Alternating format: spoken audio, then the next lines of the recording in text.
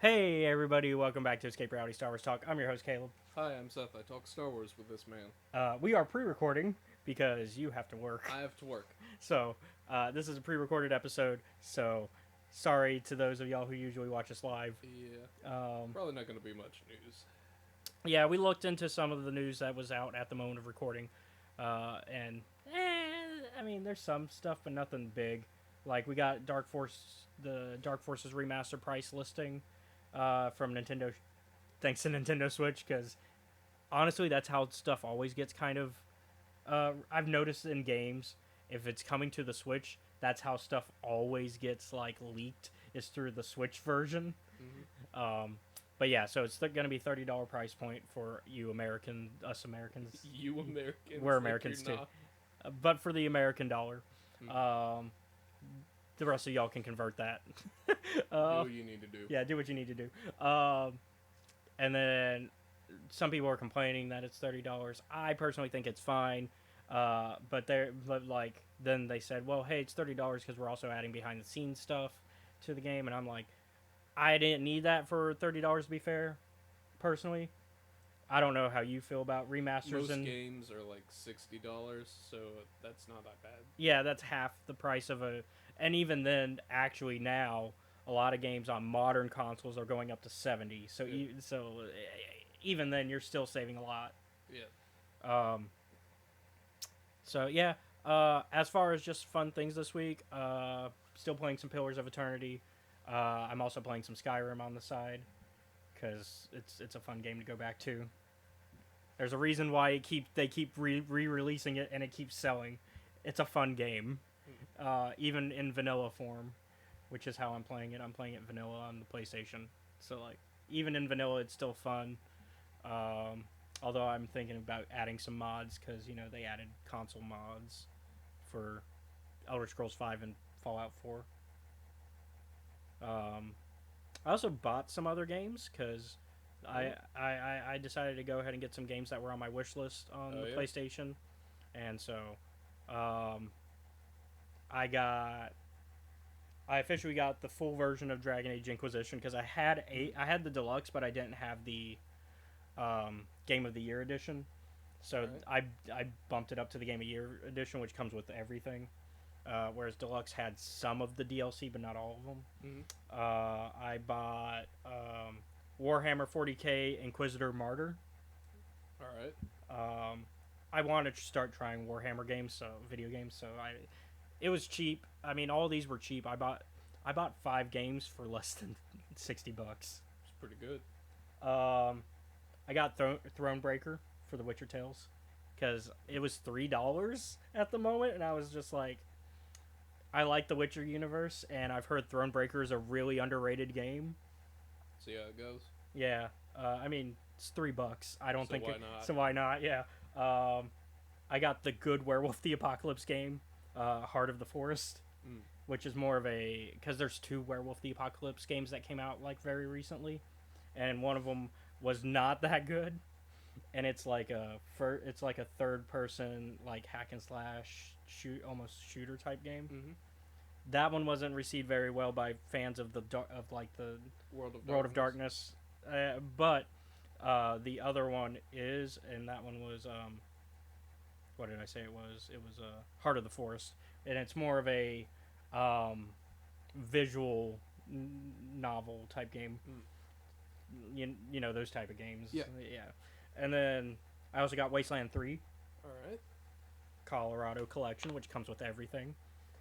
Also like 10, but like most of these were like $11 at most. Yeah. So like, and also Wasteland 3 is probably a game you would appreciate. I think it's that classic Fallout style, not Fallout 3 and beyond, which are more your style, but you do like you appreciate the older ones, and Wasteland is the grandfather of those type of games, because 1 and 2 are what made Fallout, and then Wasteland 3 was kind of a love letter back to that years later, where they were like, we want to do a third one, and so they did a Kickstarter and did that. So Warhammer, Wasteland, Thronebreaker. I got the first Pathfinder game because that's been one that I mean that's one that's been on my list because it's once again in that style of CRPG that I like. It's that say it's like that Baldur's Gate 1 and 2 style. Same thing as like the game I'm currently playing with Pillars of Eternity. So it's that style of, except it's Pathfinder rules instead of D&D rules. So Kingmaker is the name of the first one. Yeah, I was like, well, there's only really There's two. that come to mind, and it's either I said the Kingmaker first one. or Wrath of the Righteous. I have both on PC, but I also was like, it's like once again it was like less than $11 on PlayStation, so I was like, I think it was like $7, and that it's for the full version too. So like, because that's usually what I try to get when I can. I try to get the one that has the most content because I hate how video games are with that, where you have to like flip through different versions to find which one has everything, and the only way to really tell which one that is be like which one's the most expensive version, because that like even when you read the listings it's just like that doesn't tell me the difference, especially when you're doing it on console where you have to actually flip through. Like on PlayStation you go to the store page for whichever one you're looking at, and then you have to like go to the go to like the drop, like the little 3-dot drop down bar, and be like, oh, I want to look at this version or that version. So you don't get to see them side by side. So you have to like read the listing, switch which version you're looking at, read the listing, and even then it's like, okay, I can't remember if it had that one or if that one had that one. And so I need them side by side. I need side by side comparison. And if you can't do that, then I just have to go by the price listing, which when a game's on sale makes it even harder because then I have to like look at what the full price is for each one and be like, because one version might be on sale but the other one might not be. What is it? The struggles of a modern day gamer. I will probably not get to a lot of them for a while. Those are all massive RPGs, so they're gonna be a minute. Take some time. Especially when I'm still trying to finish Pillar. But yeah, so I decided to get some of those because I was just like, more games to add for my collection for later. Some of them I can play anyways because like I have PlayStation Plus Premium, and so I was just like, but I also want to just own them. That way I don't have to, if I for some reason I have to give up having Premium for a month, then I can still access them. Because, that's the one part about PlayStation Plus I don't like, even back in the day, which is like they give you the free games, right? Back in the day. Nowadays they still give you the free games. They still give, but like back then they were like, here's like 3 free games, but you can only play them if you keep getting Plus. It's like, but they're in my library, yes, and you have access to them till the end of time, as long as you keep getting Plus. It's just like, I was reminded that PlayStation Plus is a thing. It's been around recently. since like PlayStation 3. No. The reason why I forgot about it is because Elden Ring will not let you play online with other people if you don't have Plus. Yeah. But I don't care about that. Yeah, you don't care about the online features, so. So I keep it, but it really wants me. Yeah, because I mean, whenever I've taken a break from Plus and I'm doing my Demon Souls plays for the YouTube channel, I get that alert too, where like when you start a game, it's like, hey, just so you know, the multiplayer features aren't gonna work. And it's just like, I know, and I don't care. I don't want to deal with people coming into my place anyways. I already have enough problems while playing this game. The game's already hard enough. I don't need randoms coming in to attack me. Yeah. Although in Demon Souls, I'm smart enough to not have to worry about that most of the time. There was one time I forgot to. Yep. I forgot. Because in Demon Souls, as long as you don't have your body, you don't get attacked. There was one time I forgot. There was one time I was like, hey, I just killed this awesome demon. All right, let's go. I went to the... I don't know if that video's come out yet or not. But I think it did. I go to my farming spot in Demon Souls, which is that witch, the witch lady in World 2, I think. Where she just has these like spirits keep summoning. And so if you kill her, you get like 4,000 souls each time you kill her. So it's a good farming spot. It's like the bird situation. It's to put it for Elden Ring people who like have only played Elden Ring and not Demon Souls. It's the bird. It's the bird. The bird is okay. It's a good one. It's a good one up till a certain point. Once you hit a certain level, then you're like, okay, this isn't giving enough runes. You need more.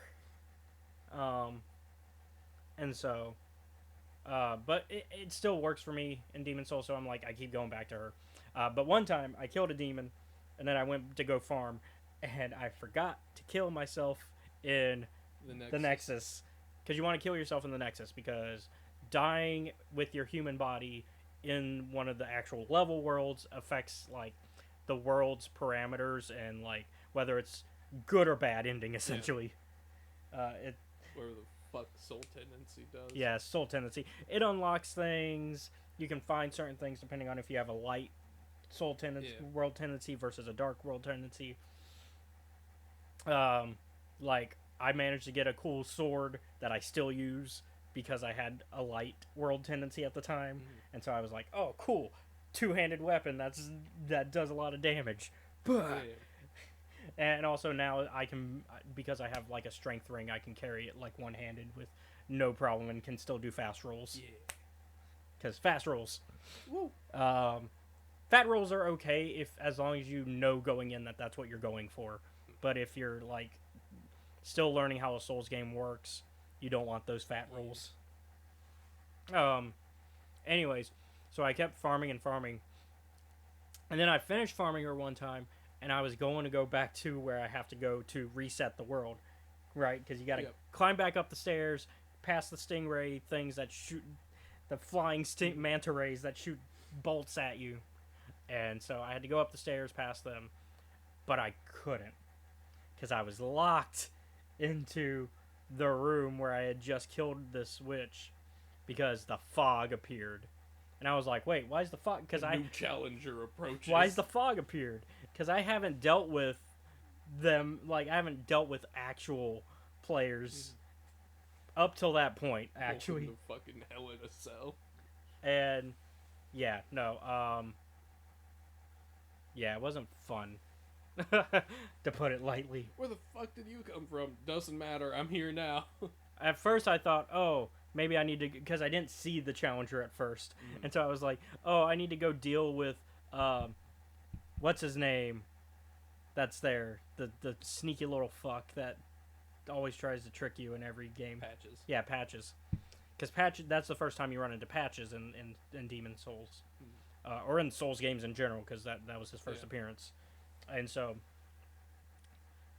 so that's the first time you run into him, is where he tries to trick you into looking in the hole, and then he kicks you down the hole if you try to find treasure, and then he kills you. Also, don't kill him though, because he actually does have good stuff, and if you don't fight him and you just ignore him, he'll go back to the Nexus and you can trade with him. Yeah, he has good stuff.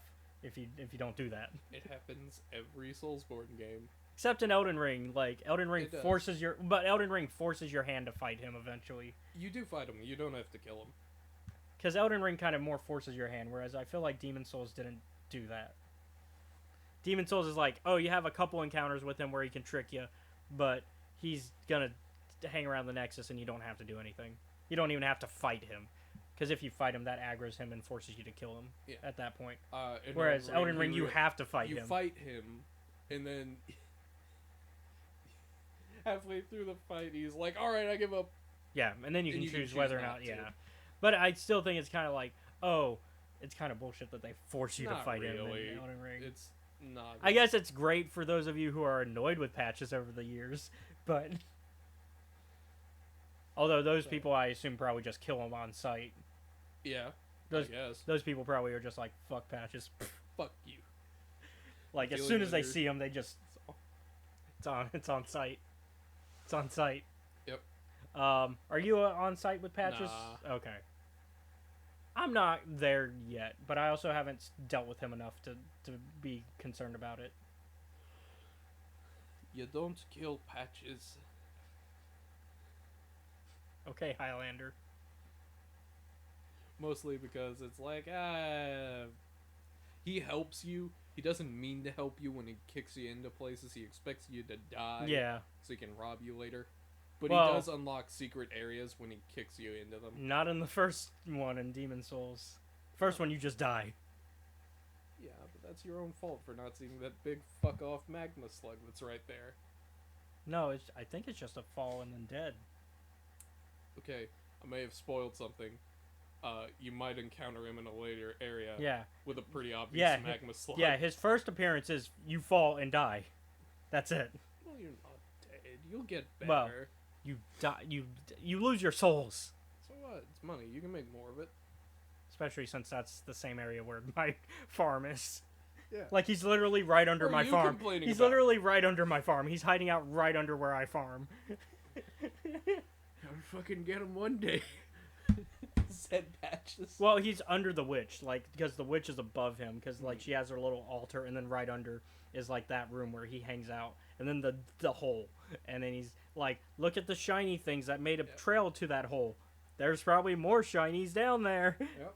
Because up to that point, the game has taught you following like the light rocks is like a way to find treasure, and so up to that point, that is your lesson in the game because that's the shorthand, because video game shorthand. Yeah. And then, but then they defy that shorthand by going, "Oh no, this was actually a trap." Yep. Actually, here's a funny story in regards to Patches. Okay.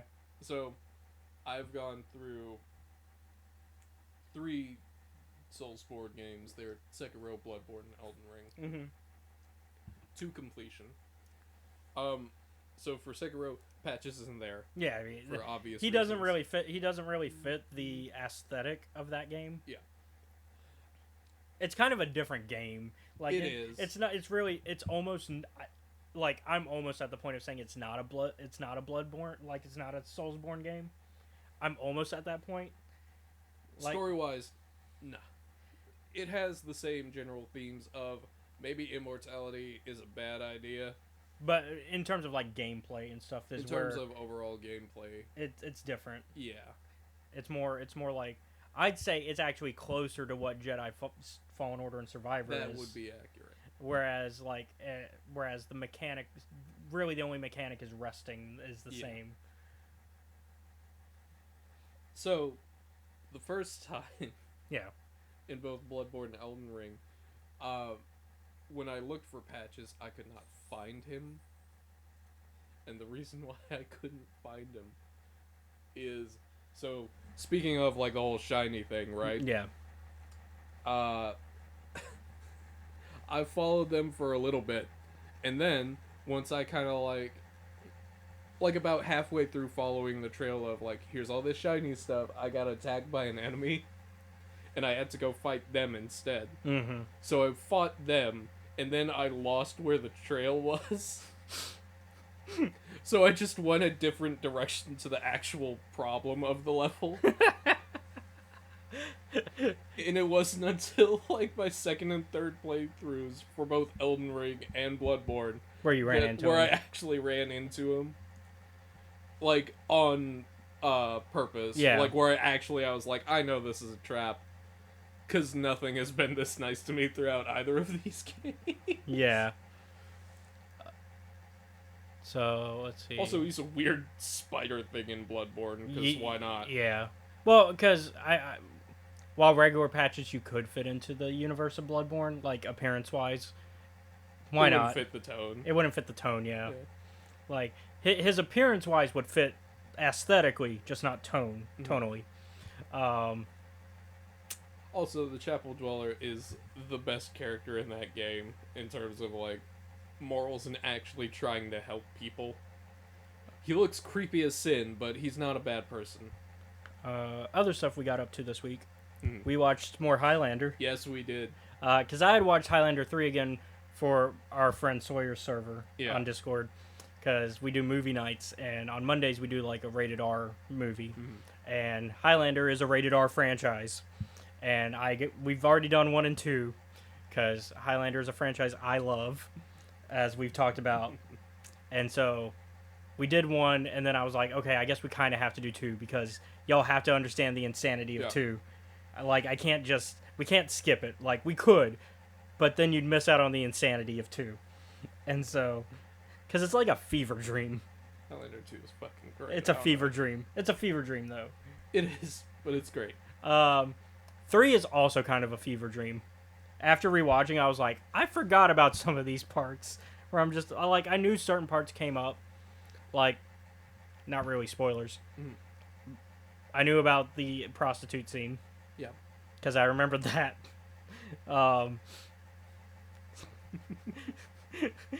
No glove, no love. And then him chewing it like bubble gum. He's like, and then he spits it out because he's like, ugh, it tastes nasty. He doesn't know. Yeah, he's an immortal who was trapped. So the villain was trapped under rubble for 300 years? 400 years. And so the villain finally comes out after the events of Highlander 1, because we skip Highlander 2. And so Connor is confused. Connor's confused because he's we've officially decided Connor's a himbo.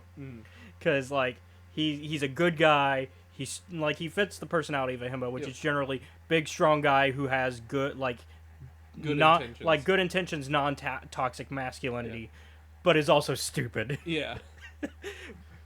Because Brenda died. So obviously Highlander 2. This is gonna be our Highlander rant for this episode. Yeah. Highlander 2 obviously explains that Brenda died one way, but then because Brenda's the girlfriend at the end of the first film. And so they said, we got to kill her off somehow. So because Highlander is kind of like James Bond.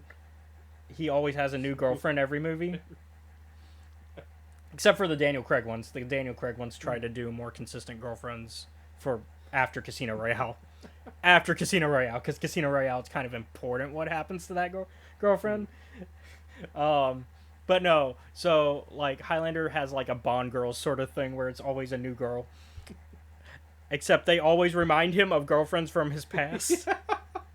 Except for 2. 2 was the new girl. What do we say her name? Because I looked it up because I was like, I forgot her name. It's like an old, it's like an older name. Is it like Irene? No, it starts with a V, I think. Anyways. Veronica? No, it's fine. Anyways, she reminds him of Brenda.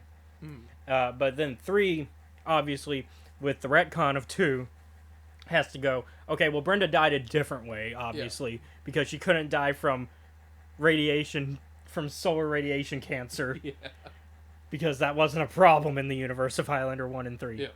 Because if they kept the continuity of 2, and then 3 was for some reason a prequel, then that would mean, like, we would already be dealing with, like,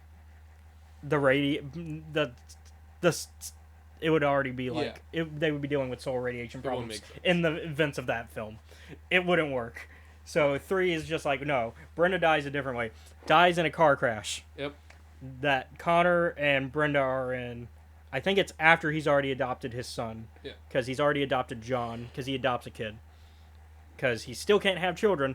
Once again, these are 2 things that should have pointed him to the fact that he's still an immortal and that the game isn't over. But bro thinks that he's the last immortal, which also doesn't fit the timeline of the TV show, which is a discussion that we had. Because in the TV show, he knows he's not the last immortal. Yeah. But in the movie universe, he thinks he's the last immortal during this time. Yep. And so he car crash with Brenda, which kills her, but he is unscratched. Yep. And somehow just goes, I don't know. Whew. I guess I'm fine, but I'm going to also be sad because I don't have a wife now. Yep. But also, like, that should have been a sign. Warning bells, Connor. So I think because we discussed, like, how it would fit into the timeline, I still think the best place to put this is not, because normally with the Highlander series, I go release order for the timeline. I say, when it came out, that's when it takes place. Because for the most part, that's generally considered correct, because first film happens in 86. That's when the first film came out. Second film is in the future. That's the one exception. Once again, we throw second film out the window for this rule. Third film came out in 90. Came out in 90 exact. It says it takes place it says how 86. Sorry, it came out in 94. That's right. So 10 years. No, 8 years. So it's If Highlander 1 8 comes years. out in 86. And then 94, Highlander 3 comes 8 out years. in 94. No. Math is 8 years. 10 years would be 96. Wait, no. Yeah, you're right. Never mind. Come on. Math. They even say in the film. They say in the film that's why it has to be 91, 92, 93, 94. Okay, Yeah. yeah. They even say in the film it's 8 years later. Because there's a cop that's like, oh, I remember 8 years ago. because he's pissed. I remember 8 years ago when Highlander 1 happened. Yeah, he's like, all these fucking headless guys started showing up. And we were tracking this Russell Nash guy down, and then he got away with it. Yep. And then he still gets away with it. Yep. To be fair, he only cut one guy's head off, and although I guess that is the one they're investigating, because he's not investigating the one in Japan. No, he's not. Well, because in the one in Japan, they don't know really happened. Yeah. They think, oh, some guy just broke into our archaeological dig, and that was it. They don't know that, like, the only person they know died is that security guard. And then they do find the they do find the dead guy because Brenda's replacement, Sarah. No, Sarah's the flashback girlfriend. Alex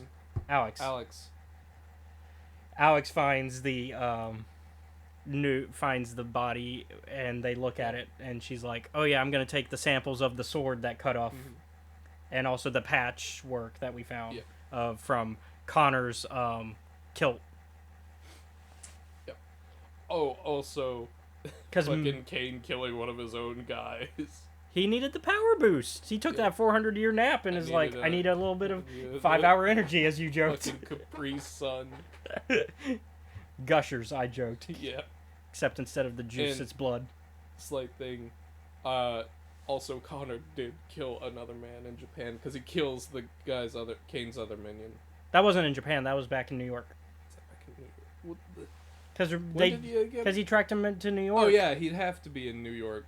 Because at no point after Connor never goes to Japan. He doesn't go back. Yeah, we see in the flashback, which is the start of the film, so it doesn't count for our drinking game. He starts in Japan in the flashbacks, but then he never goes to Japan in the rest of the film. I may have imposed an unfair disadvantage on myself because I was drinking for this. You were not. No, but yeah, no, he doesn't go to Japan in that film. He starts in Marrakesh. Yeah. Goes to New York, where he immediately gets jumped. Yep. And then he gets put in a crazy house because they're like, oh, he's insane because he says that he got jumped, but he didn't because there's no signs of any like injuries whatsoever on him because they've already healed by the time they take him to the hospital. And so they put him in a crazy house. He's like, I got beaten in the streets, and they're like, no, you didn't. But then he also wants to leave, and they're like, no, we need to test you because you're insane. And he's like, no, I need to go. I need to leave. I have shit to do, man. And so instead, they put him in an asylum, where they. I will say that's the part that kind of sucks in a writing because it came out in the 90s. Yeah, it's the crazy ass. They treat it they portray it not very well. No. It's a little touchy, especially nowadays where we know more things about how asylums operate especially back then. Yeah. And how they treated people. But he meets somebody who thinks he's Napoleon and uses that as a distraction to get out. I do wonder if Connor ever actually did work for Napoleon, though. Because Connor tends to find himself in historic. It's also interesting that they use that particular persona for the guy. And then the flashbacks are in France during one of the earlier revolutions. The ones that failed. Because not all of them worked. Most of them didn't, in fact. But yeah. I think a couple of them worked, and that was about it.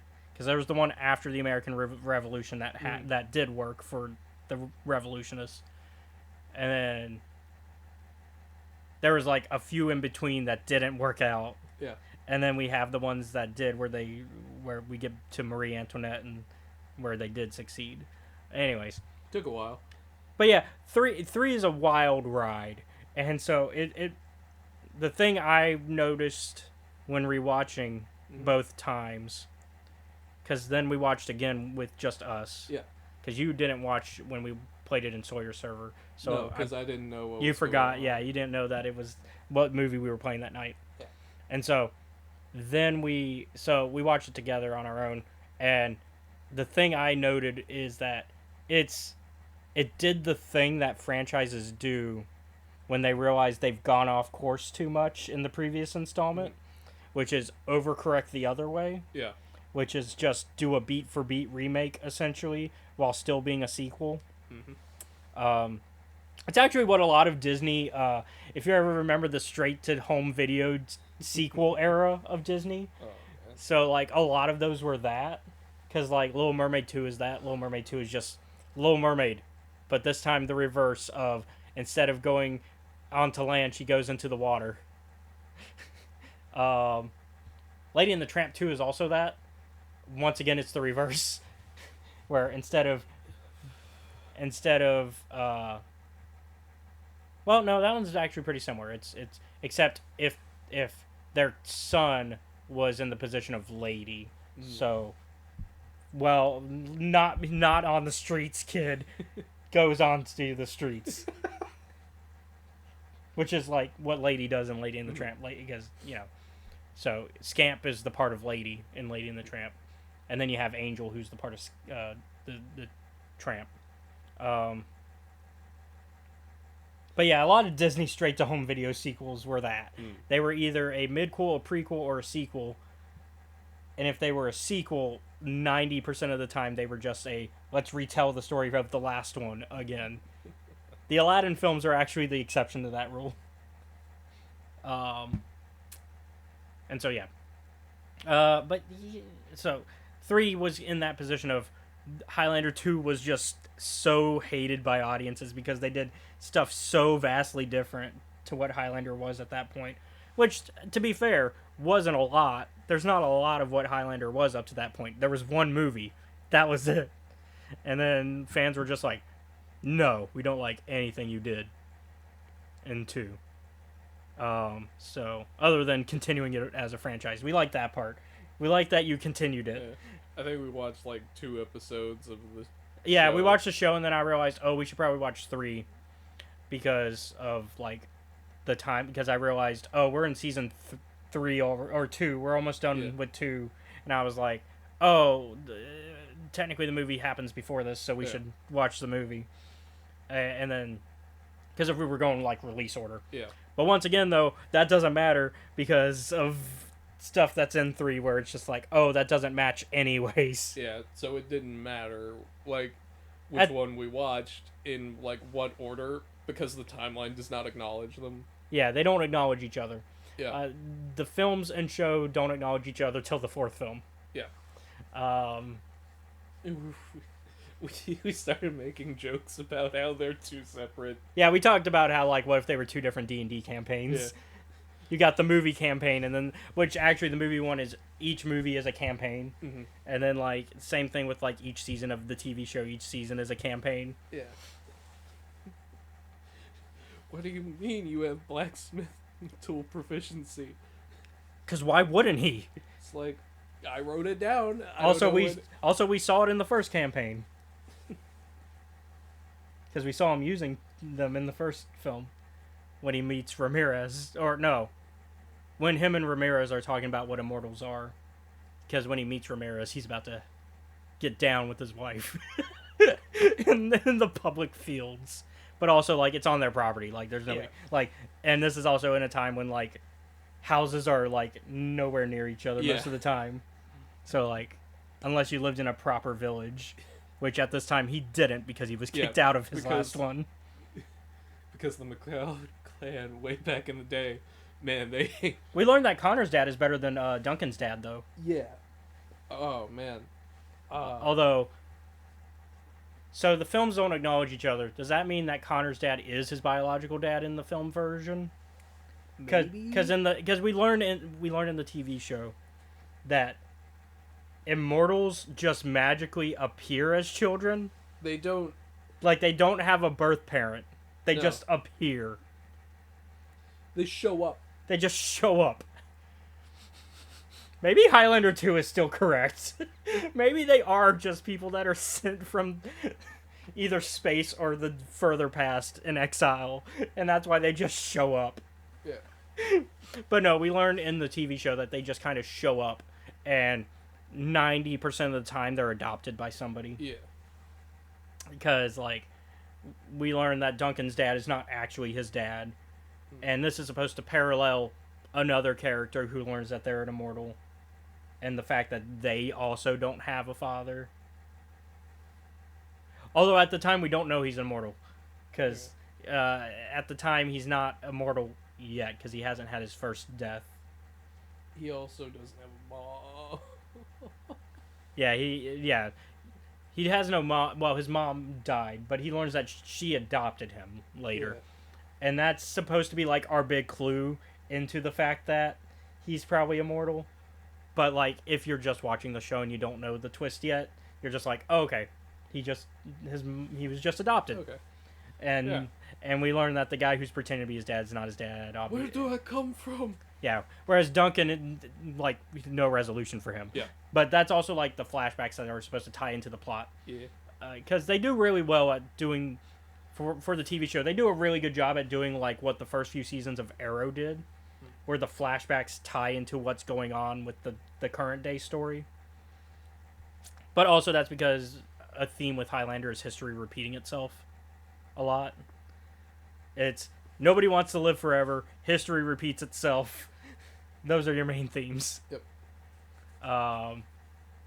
Cherish those you love. That's also a big theme. Because you don't know when they'll be gone. But with that, speaking of cherishing, let's cherish this comic book. Let's get into the main topic. Obi-Wan and Anakin. So, y'all already know how I feel about this comic, because I have talked about it on the show before this episode, and like I have hyped this comic up, and I think the hype has actually matched what I led it to be. Yeah, it actually lived up to it pretty well. So this is a really, like, it's Charles Soule, which I forgot until you mentioned it on the car right here. Yeah, I'm like, what do you mean? His name is right there. Well, because I don't always, like, I forget it sometimes when I look at those things, and then I just get into reading it. And of course, I have a theory that it ties into the High Republic, because of the open and the closed in this. Yeah. And then the path of the open hand and the path of the closed fist. Oh, yeah. Also, they paint their faces with blue paint as well, which is also a path thing as well as... Well, it's less of a path thing and more of a nihil thing, but it's also kind of a path thing. It comes from the path. It comes from the closed fist, at least. No, because the open hand didn't really... The open hand painted their faces as well. Okay, yeah. Now I remember, yeah. Near the end of that book, Path of Vengeance, yeah. Like, because they started doing it because... They already were doing it. Marta changes it to make it look evil. Got it, that's right. Whereas in this, it's kind of standard. This one is like it's more stylized for personality reasons. Yeah, it's more of like, this is just so you recognize me. Yeah. It's a really cool setup. Yes, it is. Because you in the Discord, you were like, who put Lost Planet into my Star Wars? Yeah. From the fucking... There's a one that, like, actually... Near the end. With the mechas. With the big fucking mech. I'm like, that is from Lost Planet. Yeah, because the premise is essentially, what if Obi-Wan and Anakin got stuck on a planet that's basically not steampunk, that's basically steampunk. Yeah. So and the reason they're steampunk is because their world got, like, they are in a post-apocalyptic setting on their planet. Yeah. Where the atmosphere is not really breathable for a lot of it. Like, if you get high enough, it's breathable, but like on the main surface it's not. Yeah. Because they had a big civil war that ended with chemical warfare, essentially. Is what it came down to. And of course, both sides say the other person did the chemical warfare. Yeah. We kind of get like the best answer we get is that both sides kind of caused this. Yeah, because it's another one of those.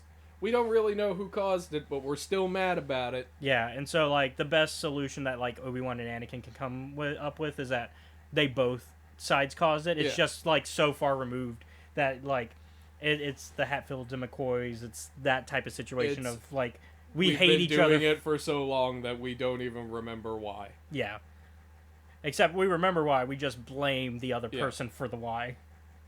And so that also means there's no technology for the most part, other than like you said, mechs, and it's more steampunk. They have like airships that they use to travel, and which is awesome. Yeah. And we get so that's the premise, and basically Obi-Wan and Anakin are there because they got a distress call. They're like, this was a really really old code. Really old. It's old, but it's Jedi. It's the Jedi one, so we'll go check it out. And so they get a really old distress call, and so they end up there, and their ship crashed. Yes. I love that Anakin's like, man, not even Plo Koon could have done that, like pointing out that Plo is like a really good pilot in canon. Love the Plo Koon shout out. Yeah, he's like, he couldn't have. He's like, this situation was fucked. We had no shot. He's like, you did your best considering. Yeah. It's also nice seeing a kind of teenager Anakin. Yeah. Because we don't get a lot of teenage Anakin. We kind of jump from child Anakin to adult. Yeah. I imagine like young adult, but like adult. I imagine he's at like... He's like 13, 14. 14, yeah. I could pull up the actual number, but yeah. Because I could always pull. At this point. Yeah. I do like how Anakin has a little bit of the self-awareness, like, while discussing things with Obi-Wan about why he wanted to leave the Order, and, like... Yeah. Because that's another plot point in this one, is that... I like how while discussing with Obi-Wan, he's like, I saw, in regards to, like, initially meeting Qui-Gon and Obi-Wan, he's like, I saw motherfuckers from out of space with magic and swords made out of light in a starship. What was I going to do? Say no, as opposed to my daily life of, like, being a slave, and that sucks? Yeah. He's like, who in their right mind, if offered the chance to go and choose this, would... So, according to the timeline, he is either 12 or 13 at this point. Okay. Because it takes place 3 years after Episode 1, so he'd be probably 12, but he could be like if we go later into the year, he could be 13. But because it's 29 BBY, so he's 9 in Episode 1, which is 32. So I'd say 12. All right. That's still like in that teenager range where he's like starting to have these certain emotions, and we actually see that because there's flashbacks which show like why he wants to leave, and also like we start to see, and it's something I've talked about before with this comic, we start to see the temptations of Palpatine and how like Palpatine kind of digs his claws into Anakin at an early age. Because I'd say 12 is still really early, and therefore very easy to manipulate somebody at like pretty easy. Which is what Palpatine does. He I joke, but it's honestly serious. Yeah. He groomed Anakin, like he really did. Yeah. Like there's a moment where he's like, oh, maybe I could take him out on like the town to help me with a few. Yeah, because the first flashback we get is like an angry Anakin. Yeah. Because like obviously even like because what they say it's like a couple weeks before this mission. Yeah. So like even 3 years in, he still hasn't quite gotten over what happened to Qui-Gon. And so we learn that he actually hacked into like one of the training like holograms to recreate Darth Maul style based on stories that Obi-Wan told him. So that way he could learn to fight it. Yeah. And he gets really aggressive like pretty quickly, not while fighting it, but when he hears some students, other Padawans bullying him, talking shit. Yeah, they're like, "Oh yeah, they bring up slave, and that's the key word that really sets Anakin off. And so he immediately just goes, pulls their lightsabers, activates it on them with the Force. Me, what emotion are you feeling right now? Because really, I think, at least in the case of one of them, there was more of, oh, he's a slave to his emotions. It was like, I don't think it was meant to be harsh from that one, but from the other one being a dickhead. Yeah, the other one was. Yeah, and he's like, I think the exact line from the other one that sets Anakin off is, oh, at the end of the day, a slave is still a slave. And it's like, oh, man. I can pull up the exact line. It's here it is. Like... Found it pretty quick. Nope, that's the part where he sets the lightsabers off. So the one who's like trying to be more like constructive criticism about it is like, he may be good with a lightsaber, but that doesn't mean he'll make a good Jedi. No, that's the first one. Sorry, but the constructive one says, no, after all, he's just a slave to his emotions. It's obvious. And while Charles, or the letterer of this, and I assume it would have probably been in the script that Charles wrote, because comic books do this thing where they bold specific words. Yeah. Like, those are the ones. But those are always, like, the key word in that sentence. And so, in this case, slave is bold. And so, I always assume that comics do this on purpose to point out this thing. Because, although sometimes comics are weird where it's pretty random depending on the comic. But I think a good comic makes it... Most of the time, that is the, like, emotional crux of it. Yeah, and that should also be the word that, like, you emphasize if you were to do, like, a reading of this. Yeah. And so... But then the one that's less critical and more bully goes exactly just a slave, and then once again emphasis on slave. And Anakin's like, and that's when Anakin sets off. And so I think one of them was trying to be constructive, but the other one wasn't. But because they are correct, because the one being constructive is correct, Anakin is set off immediately. And then even Anakin realizes, like, a second in, he's like, "Oh, you're right, my bad." Maybe, you know what? After Obi-Wan calls him out, because Obi-Wan does go, "Hey, Anakin, not cool," and Anakin's like, "You're right." Easy. He apologizes, and I think Anakin means it when he apologizes. We're getting the hints of Vader, but we're not quite Attack of the Clones, Revenge of the Sith Anakin, where it's more, where like. Him apologize, like, this is a point where apologies mean something for Anakin. This isn't well, I'm sorry, Obi-Wan, like we get in the Clone Wars show, like where he's being somewhat sarcastic. No, I think he is legitimately, of course, it's hard to read tone in a comic. You can get the best estimation of tone, but like you're not going to get the exact tone because it's text. Facial features are really the key where you can figure that out with a comic, and I think the facial features in that scene, if I remember correctly, they show a sincere Anakin, and so during that, we get the moment that you're talking about with Mace Windu. Yeah, he's like got a sincere face on it, like, cause like I would say this is sincere. So this is him realizing he messed up, him apologizing. I'd say it's pretty sincere in the moment. But yeah, we also get that scene that you're talking about where Mace Windu's like, "God damn it, I don't want to give this kid over to the president of space." He's like, but Palpatine pulls rank. Palpatine's like, "You work for the Senate, and since I'm in charge of the Senate," and he doesn't say the rest. And Mace Windu's like,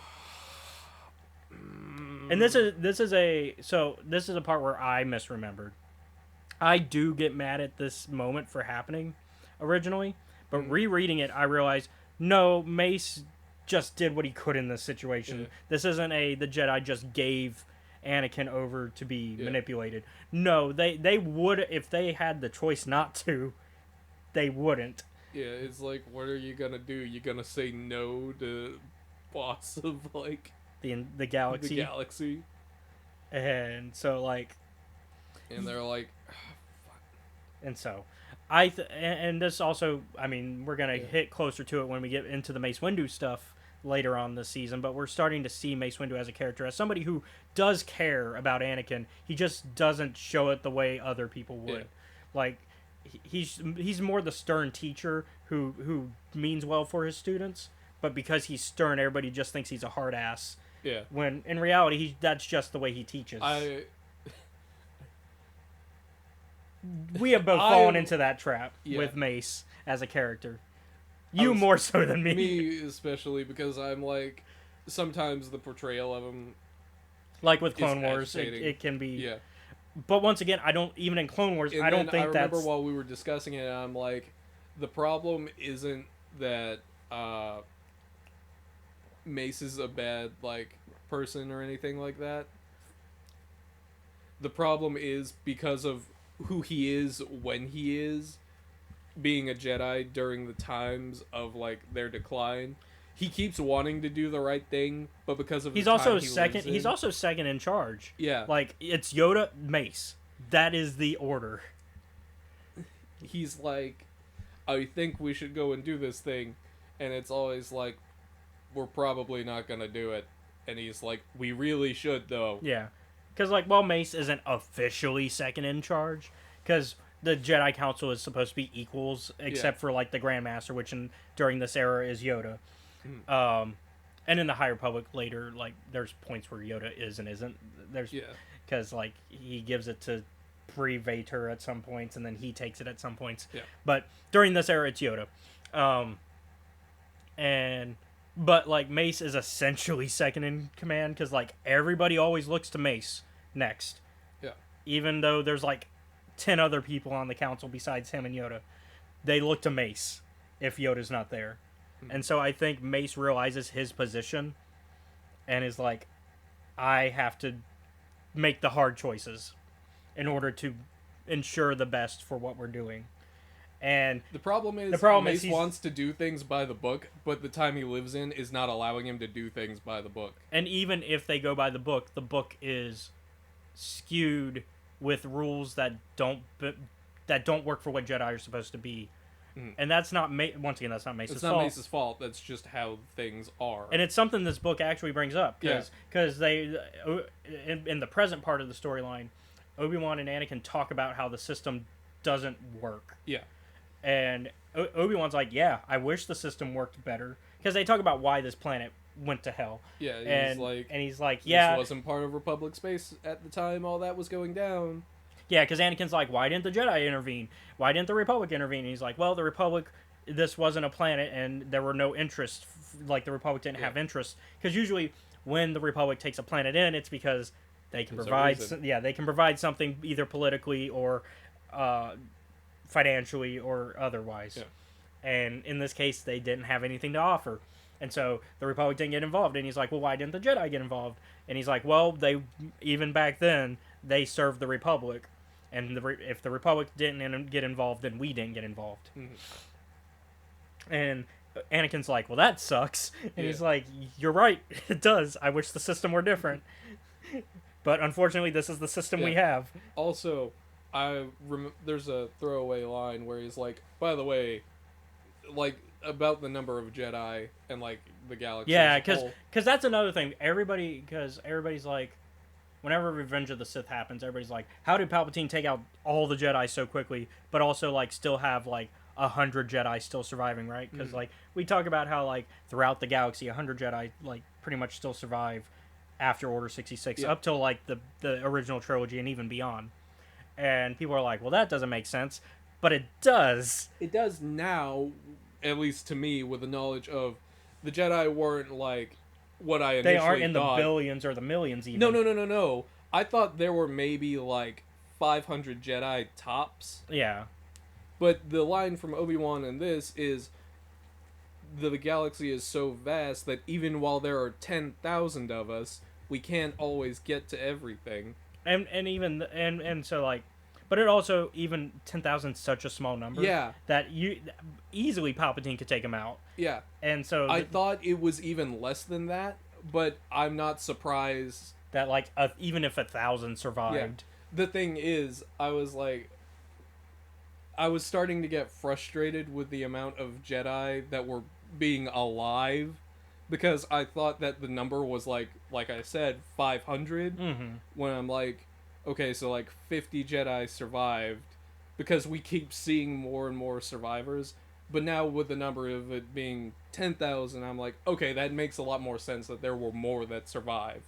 Yeah. And also on top of that, the galaxy's just such a big place that, like, I mean, some of them are going to get missed. And in the case of, like, even in this comic, you know, they introduced the idea that you could just leave. Because this is the first comic that does, for the canon reset, this was the first comic that was like, oh, a Jedi can just leave. Yeah. Because at the time, we thought that that's a discussion that could happen, but when this comic came out, it confirmed it. And obviously, if you go chronologically now with all the stuff that's come out since it just doubles down on that. Like, the High Republic sets that tone that, yeah, Jedi can do that. And then Obi-Wan and Anakin confirm that, even in the prequel era, which is when things are a little bit more corrupt. But even then, Jedi can just... Yeah. So, another reason that Jedi could survive, because they just aren't Jedi anymore. Yeah. The other thing, right? Yeah. God damn it. I had it and I lost it. No, you're good. Oh, now I remember. Yep. So, reading this comic, I was like, that makes it in canon 2 times that Obi-Wan would have left the Order if someone had asked him to. Because there's Sabine. You mean, Satine. Satine, sorry. Not the Mandalorian. Oh, well, not that Mandalorian, but the other Mandalorian. I'm sorry, the 2 sisters who have the... They're not related. Are they not? No, Sabine is from Rebels. Not Sabine. Satine and what's the other Bo-Katan. one? Bo-Katan. Yeah, they're sisters. They're sisters. You can see how I got confused. Yeah. Sabine and Bo-Katan are not related. No, Satine and Bo-Katan are. There's it's Satine. Okay. Yeah. Where he's like, oh, if you had asked me to leave, I would have left. For romantic reasons. Yeah. And then if Anakin decided to leave, he was like, okay, I'm gonna have to leave regardless. Because you're a 12-year-old. Yeah. You can't just go out. I mean, you could go out on the galaxy on your own. Because we've discussed, like, there aren't really a lot of laws when it comes to, like, children in Star Wars. There aren't. The drinking age is like it's like 11. 16. It's like 16 because I think that's what Wreath is when. Because I think we discussed that during when way back in season 1, back in like episode 3 or 4 with the High Republic. Yeah. But yeah, so yeah, I think 16's the drinking age. And I realized that that now makes twice where if Obi-Wan's like people he cared about had left the Order, he would have left. And I think in the case of this one, it's less because, while I think a heavy part of it is, yes, keep an eye on Anakin because he's a kid. Yeah. I think the other part of it is to keep fulfilling his promise to Qui-Gon. Yeah, that's the reason why he would leave. Because while Qui-Gon said, train the boy, the real emphasis is keep the boy safe. Yeah. That's the real message of what Qui-Gon means by that. So, like, if Anakin said, I'm done, I don't want to be a Jedi, that means, okay, to fulfill Qui-Gon's dying wish, I just have to keep him safe because while he may not be a Jedi anymore, there are still dangers in the galaxy that if somebody as powerful as Anakin if somebody gets their hands on him, it's not great. Yeah. Like even in episode 1 while he's discussing with Yoda, he's like oh, grave danger the boy's training I sense. And it's like Obi-Wan's like, look, if the kid doesn't want to stay here, I'm going as well.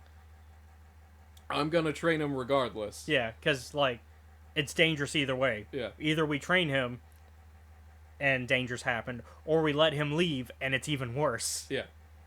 Regardless of whatever the fuck you guys want to do. Because I am curious what would happen if, like, they just turned Anakin away after episode 1. Like, if even Obi-Wan stayed. Like, if he just ignored Qui-Gon's dying wish. Like, if the Jedi were as awful as people deem the Jedi, because that would actually be the worst thing. That would prove these people that hate the Jedi and think they're a cult and, like, kind of correct. Like, if they just turned Anakin away because he didn't fit their rules, that would prove they were correct that the Jedi aren't great.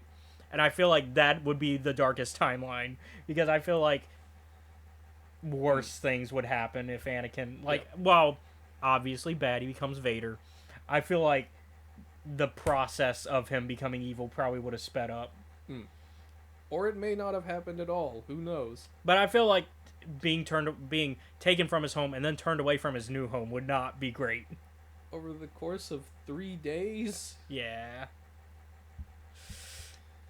And maybe I just expect better. Because he's a 9-year-old, too, at that time. I would be more concerned about Anakin, like, if we're going, like, he breaks away from the temple at the early age of 9, because they rejected him. I mean, I would think Palpatine would quickly take it. He would jump at having Anakin be, like, work under him somehow, if that happened. But, like, the whole reason why he notices Anakin in the first place... Well, he notices him specifically because of him destroying the... Yes, but if he leaves, like, within that 3-day span... Well, that would have been after that. That's true. Because it would have been... The events in my alternative timeline would have been... Battle of Naboo still happens. Qui-Gon obviously has to die, because otherwise Obi-Wan... Because otherwise Qui-Gon gets his way. If Qui-Gon lives, Anakin is part of the Jedi Order. Qui-Gon would force that to happen one way or the other if he was still alive. Let's be honest. Yeah. But with him dead, then the Jedi can have the opportunity to say, no, we turn him away. So obviously Battle of Naboo has to happen, which means the thing that gets Palpatine's attention happens, which is that he destroys the Trade Federation battle cruiser over the planet. Right?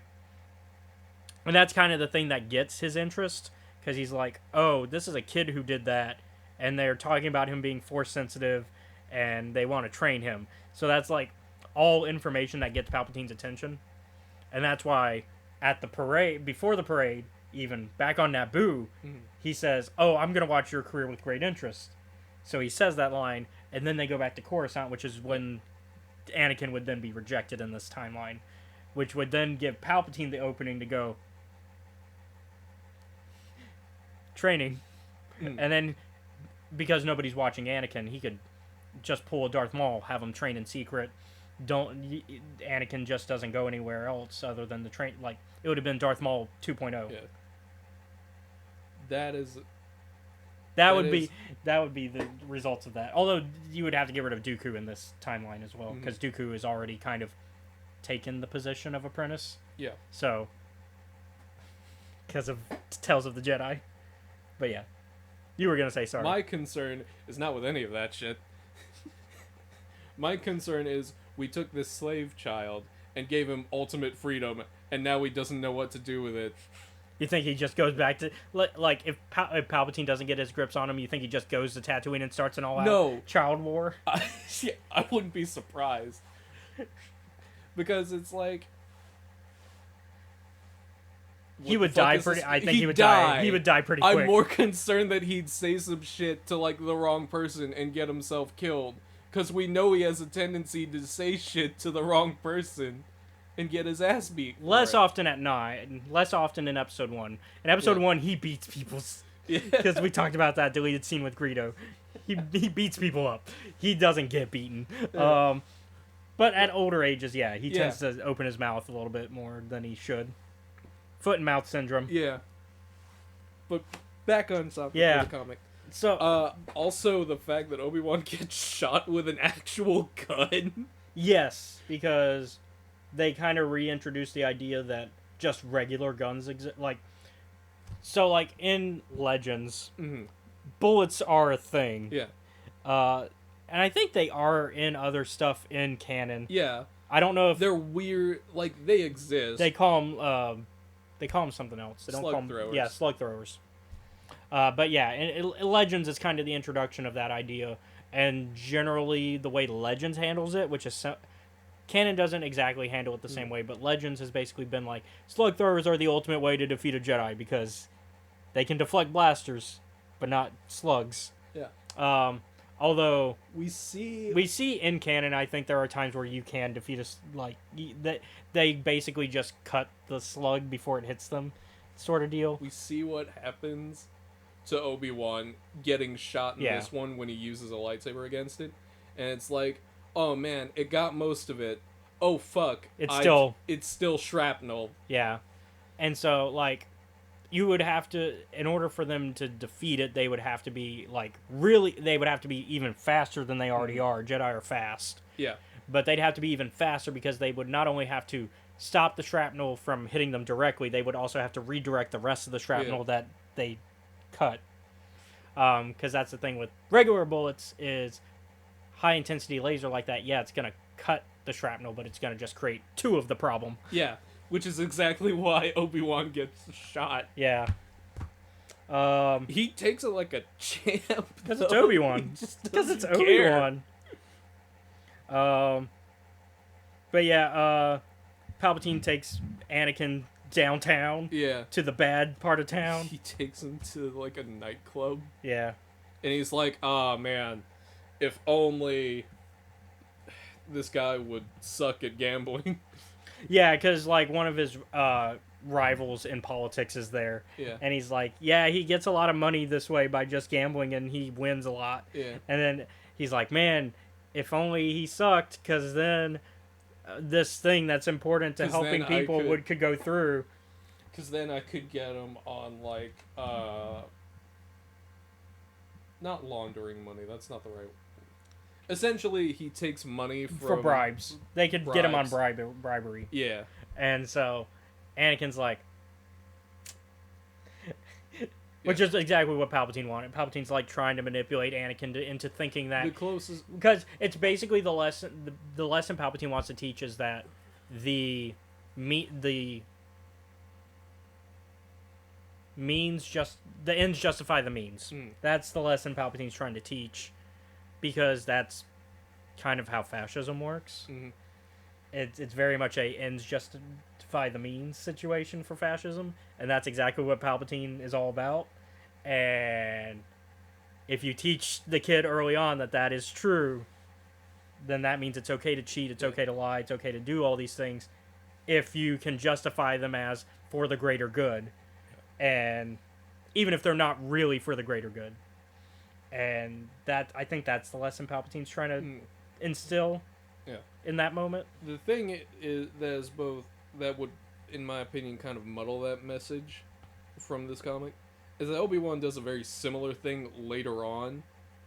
And it's like, okay, the closed and the open are fighting, and Obi-Wan and Anakin are in the middle of it, and they're like, how do we get the fighting to stop? And Obi-Wan is like, hey, I need you to fix this so I can put in a call to the Republic. And Obi-Wan... Go ahead. You good? Yeah, I'm good. And so, essentially what happens is Obi-Wan puts in a call to the Republic, and they show up, and he's like... Anakin's like, why is the Republic out here? And Obi-Wan says, oh, I told them there was a bunch of Tabana gas on this planet. And Anakin's like, is there? And Obi-Wan responds with, I don't fucking know, but they're here now. This is the power that the Jedi can wield. I would say that just proves the point more and why Anakin thinks it's okay. Yeah. I wouldn't say that makes what I'm saying wrong. I think that just proves the point. No, I'm saying that no wonder Anakin starts doing Anakin does underhanded stuff. Because both of his mentors have made it clear that, hey, it's okay. As long as it justifies the if good thing happened in end, bad thing okay now. Yeah.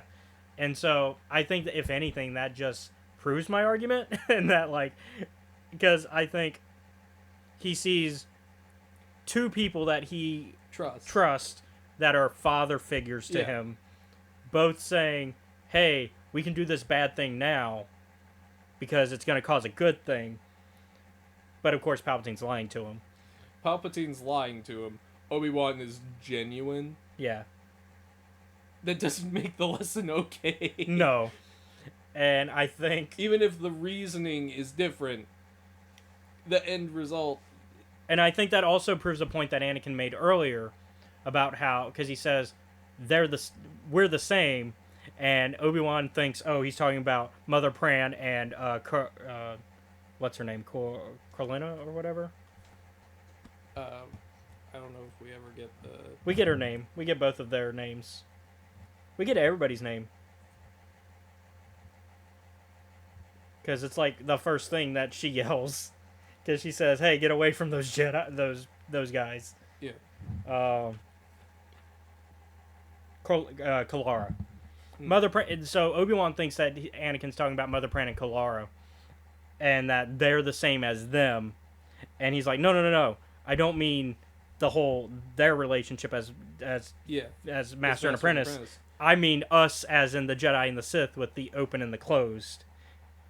And I think I think Anakin's onto something at this age because this is, I think, as a kid you're able to see more things, and then as you get older you kind of you've had lessons taught to you over and over and over again over your lifetime that those become how you think, and so you stop being less open, ironically, to things as you get older. And I think Anakin points out the similarity, and they don't discuss it. He just points it out, and Obi-Wan's like, and then doesn't, like, they don't have a discussion about it. Like, it moves on. And because let me get the exact line of interesting observation. Discussion's over. Yeah, like it's basically like that. Yeah, no, he doesn't even acknowledge it because it goes. So he says they're just like us. I don't see that at all, Anakin. You and I may have aggressive discussions from time to time, but we are master and student. It's natural. And he says, no, master, us, the Jedi and the Sith. And then Obi-Wan just moves on from it. He doesn't even comment on what Anakin just said. He just goes, we will remain watchful and trust in the Force, but for the first time since arriving on this planet, Anakin, I believe we are safe. Like, he just doesn't even acknowledge the point that Anakin made. And I think it's because Obi-Wan is so, like, I don't think Obi-Wan is open to the idea that the Jedi and Sith could have any similarities by this point in his life. Yeah. And Anakin's like, no, there's similarities between it. Because that's the thing he's pointing out with the open and the hand, is that they are so similar, which is part of why they hate each other, is that they are so similar, but they can't recognize those things. There is a thought that I've had, like, a couple of times. I'm like, you can't put two people who are too similar in the same room because they will immensely dislike each other.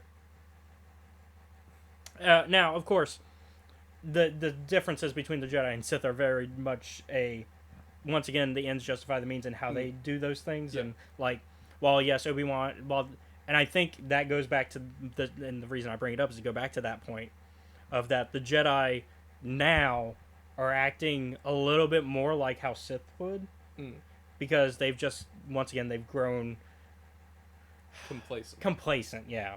And so, and that's more of a problem with the system at large, which is the point of this book, I think. The point of this book is the systems at large do not do what they are in place to do. And these are the results of when a system doesn't work. Because the book is just pointing out, this is what happens when the system doesn't work. And there are times when it's funny to me how sometimes in fiction, like, when a child character makes a promise and later on as an adult, because of their actions, that promise does come true, just not in the way that they think it would.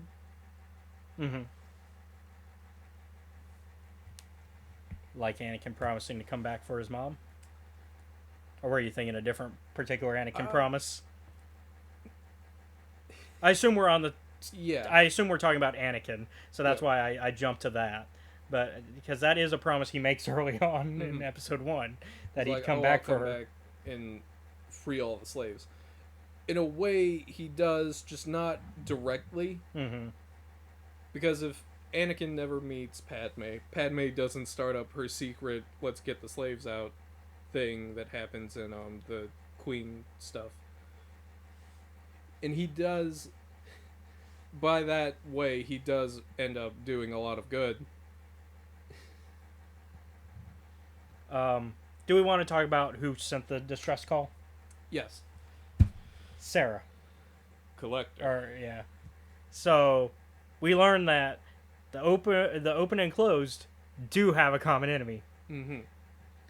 And they want them dead, because if they're dead, a reminder of the past dies with them, and then we can get back to killing each other like we're supposed to, is the logic of the open and closed. Because basically this person wants to resolve everything and wants there to be peace.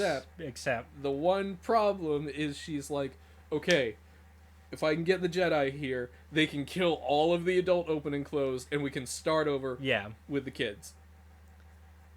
and everything will be good. And the Jedi, Obi-Wan and Anakin are just like, that's a bad plan. Obi-Wan is like, hey, back when your, like, video from whenever still worked, what color was the lightsaber? And she goes, red? Why? And he's like, oh, okay, I understand now. Now I understand why you think that we are this way. Yeah. Yeah, because they show a Sith hologram, like...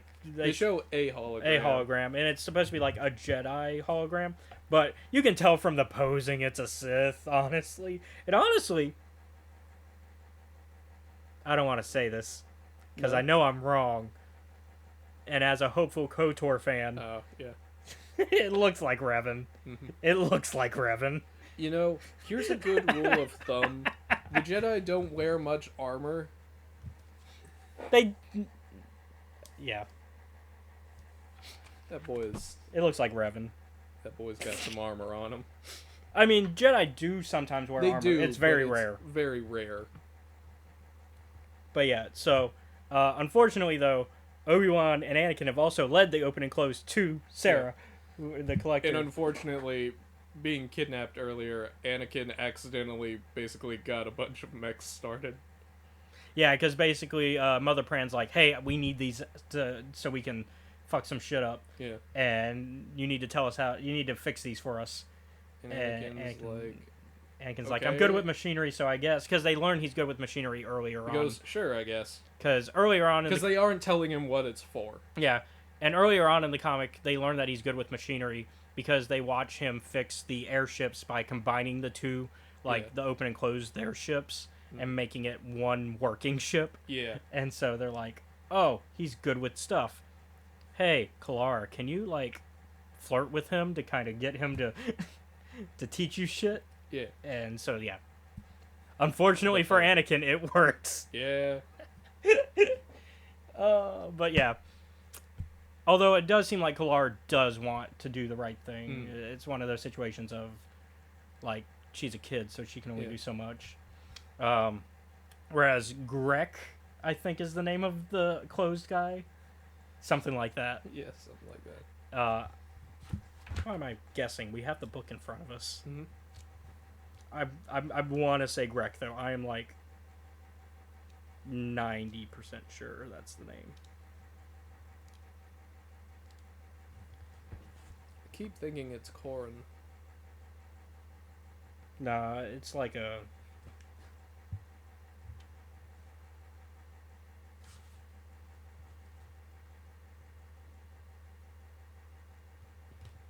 I'm almost there, because she's the one that recognizes him, Mother Pran.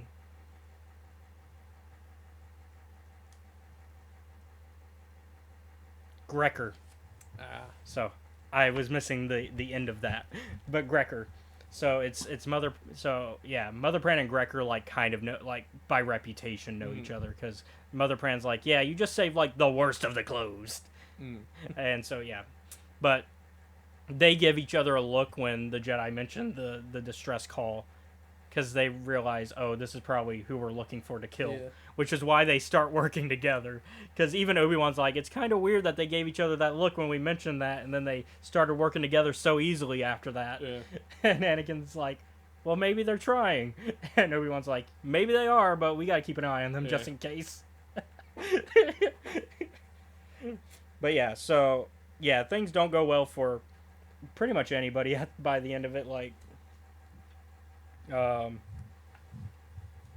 really, it just goes well for Sarah and Kalara. They're the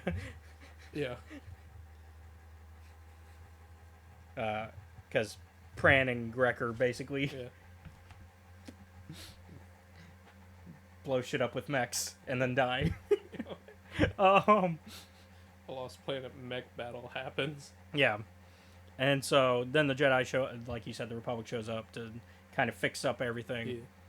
Also, there are like undead monster. Yeah, things. there's like some. There's a couple of weird creatures. I felt like it was like more of an abyss type creature thing where because they call it the Caldara Sea, and I was like, well, it's just gas, so it's more of a gas thing than it is an actual sea. I think they're just calling it that because it's so vast and they have to sail over it. So I thought of it more like kind of like an Aquaman, the like creatures in the darker parts of the sea. So I kind of viewed it as that rather than an undead type thing. They do act like zombies though. They're like very raccoon zombie sort of situation. Then there's that one big fucking beast thing, whatever the fuck that was, where my brain went, "That's cool. I want to fight it," because that's one of the things that happens with me in fiction, where I'm like, "That's cool. I want a video game where I can fight it." But yeah, this is a great comic. We basically went over all the highlights. If you haven't read Obi-Wan and Anakin and you're able to get access to this comic, recommend. It teaches, like I said, it's very much a study of like how Jedi and the Republic work. Yeah, at that point in time. And it's like the failings of the system and what happens when the system fails people. So, and of course, at the end, obviously, one of the things is that Anakin gave Obi-Wan his lightsaber when he was like, "Hey, I don't want to be a Jedi anymore." At the very beginning, Obi-Wan gives it back to him and is like, "Hey, well, I want you to live. I need you to be alive so you can see that decision through." And so he gets it at the beginning, and then at the end, Obi-Wan's like, "Hey, so I'll take that lightsaber back if you're still serious about that." And after all this journey, Anakin's changed his mind. He's like, "Nope, I'll keep it. We're staying." And so, because obviously they have to for the rest of the franchise to happen. Yeah. So, I give it a 10. It's a rare one. But I think it deserves it. I think it's one of the only comics I would give that rating to, too. I know, I just raised that bar a little bit more than... You were probably, if I was to guess, you were thinking closer to 9.5. No, Are you contemplating it too? Yeah. It's so good. I'll give it a 10. Yeah, it's a 10. Yeah, it's solid. It's a solid comic, and it does... I like the art style. I like the plot.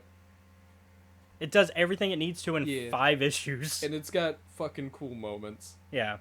It does what it needs to, tells the story, gets out. Yeah. Like, what more could you... Very character-driven. It puts them in an interesting setting. It explores, like, one of the main themes of Star Wars. Very well. It explores them really well. I don't know what more you could ask for. So, yeah. I think that's definitely a hard recommend to our community. Yeah. Sorry, he pulled up I'm looking the at schedule and I was reading stuff. Yeah. I'm also kind of pulling up the script because we haven't used the script today since we were off. Since we're doing pre-record. This is a pre-recording, so when you guys see this, it'll be the future. Yeah, it'll be the Saturday. Mm-hmm. It will still be the same day. Us from the past will be speaking to you in the future, audience. Yeah. So, with it being a 10, thank you all for watching today's episode of Escape Reality Star Wars Talk. I've been your host, Caleb. Be sure to like, comment, follow, subscribe to us. You can find us at Escape Reality Films on YouTube, Twitch, Kick, and TikTok. You can also show your support for us by joining our Patreon, which is at Escape Reality Films. Shout out to Jennifer Brantley. Yo! There you can watch our YouTube content before it's publicly available. By the time that this episode comes out, the new Grim Hollow adventure story arc should be up on the Patreon. So... At the moment, we have not played it yet, so you have no idea what's happened yet. I don't know what happened. I don't know what's going to happen. I've written the thing, and I don't know what they're going to do yet. All I know is Boone and Tanachi are going home. And man, people might be mad. And honestly, all the Grim Hollow Boom Boys episodes are up there, and still ahead of release. So, all except for the first episode. And so... If you want to watch all that and know what's going on with that storyline, that's how you do it. It's only $5 a month, and so you can also find me on Twitter at EscapeReality94 and Facebook, Instagram, and Threads at Caleb.Lockwood. Speaking of Saturdays, so Or Sundays. Sundays. Speaking of D&D. Every Sunday from 5 to 7 Central Standard Time, you can catch me and some friends of ours over on the Steam Dungeon on YouTube at Trials of Nebu. And man, oh man, things are going great. Being chased down by a sect of the church because, well, I may have choked out one of their contacts. They're still alive. I didn't kill them because I'm not there to kill that one. I'm looking for this one admiral lady who I almost killed, and she just keeps escaping. Or, like, I haven't found her. All I need to do is go and finish the job. She's, like, in the ICU, but the hardest part has been trying to find her, because every time I get close to it, they just disappear, or are in a different castle. On the upside, while trying to find her, I found, like, a shit ton of money. And I'm like, in the recording for it, Keontae's like, by the way, you found almost like 2,500 in gold here. And I'm like, okay. Because above game, I think this is 2-3 months I've been trying to. Yeah, it's been a minute. Yeah. You've been after this storyline for a minute. Yeah. All I have to do is finish the job. That's it. I think ever since we started advertising the game, this is the storyline. Meanwhile, over in the raid that's going on, man, they got a lot of people. Sadly, this is one of those things where it's like we didn't get the chance to like actually arrest them because they just decided, all right, we're fighting now. Yeah. So that's what the Rune crew is doing. The Goldport crew is trying to escape from a church sect. All right, and once again, that is Trials of Nebu on 5 to 7 Central Standard Time, Steam Dungeon on YouTube. There we go. And so, once again, thank you all for watching. Next time, we will be going back to Young Jedi Adventures for the rest of Season 1 because they decided to split Season 1 in such a weird way. So, we will be finishing Season 1 because the last episodes are finally out. So, next time, Young Jedi Adventure Season 1 Part 2, I have spoken. Later. Be safe.